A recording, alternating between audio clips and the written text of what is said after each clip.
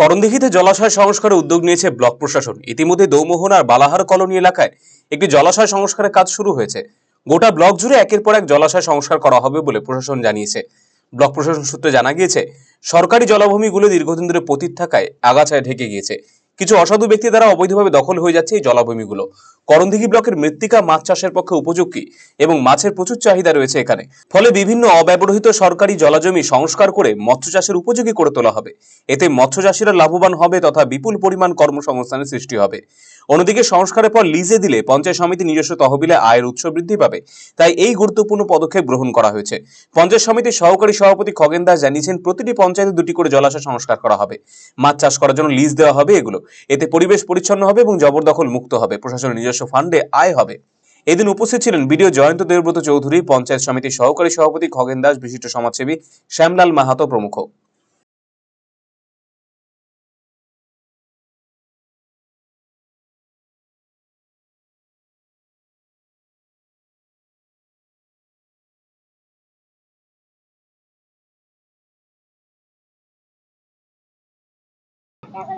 এখানে কর্মসূচি হচ্ছে যে আমাদের ডিএম সাহেবের উদ্যোগে আমাদের জেলার সভাধিপতি বা সবারও আমাদের পঞ্চায়েত সমিতির উদ্যোগে বা বিডিও সাহেবের সবাইকে নিয়ে আমরা একটা এখানে মুখ্যমন্ত্রীর নির্দেশ ছিল যে এখানে যেগুলা জলাশয় মানে জঙ্গল টঙ্গল হয়ে গেছে ওগুলা সাপা টাপা করে এগুলা জবরদখল হচ্ছিল।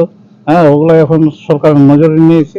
ওগুলা সবগুলোকে সাপা টাপা করে ওখানে যেন পরিবেশটা ভালো হয়। আর এটা দৌমোনা গ্রাম পঞ্চায়েতের, সব গ্রাম পঞ্চায়েতে 2টো করে হবে, আর পঞ্চায়েত সমিতির তরফ থেকে তো 2টো হবে। হ্যাঁ, এটা বার্তা থাকবে যে এটা সাফ সুতরো করে মাছ চাষ করবে।